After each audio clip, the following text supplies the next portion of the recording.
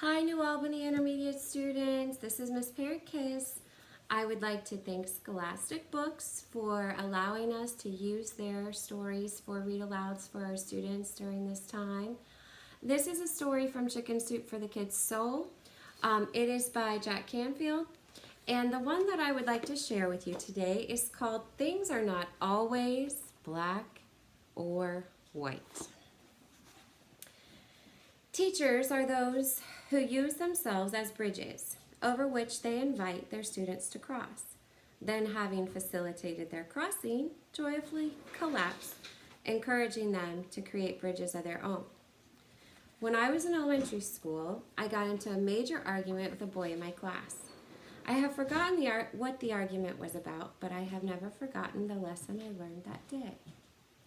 I was convinced that I was right and he was wrong.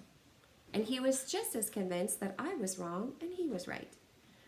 The teacher decided to teach us a very important lesson.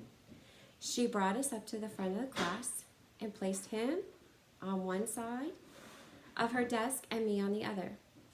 In the middle of her desk was a large round object. I could clearly see that it was black.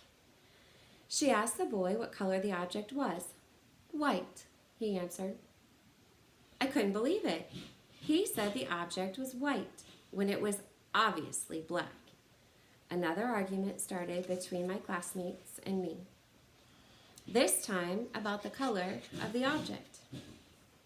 The teacher told me to go stand where the boy was standing and told him to come stand where I had been.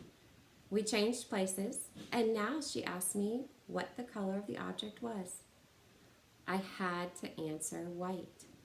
It was an object with two differently colored sides, and from his viewpoint, it was white. Only from my side was it black. My teacher taught me a very important lesson that day.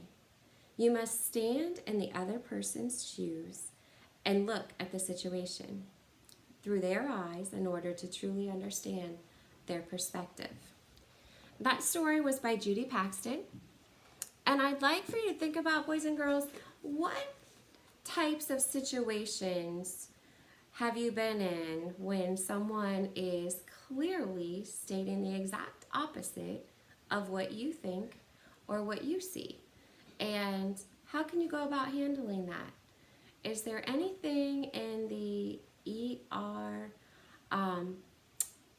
plus R equals O range that you can think of that you would like to use in this story?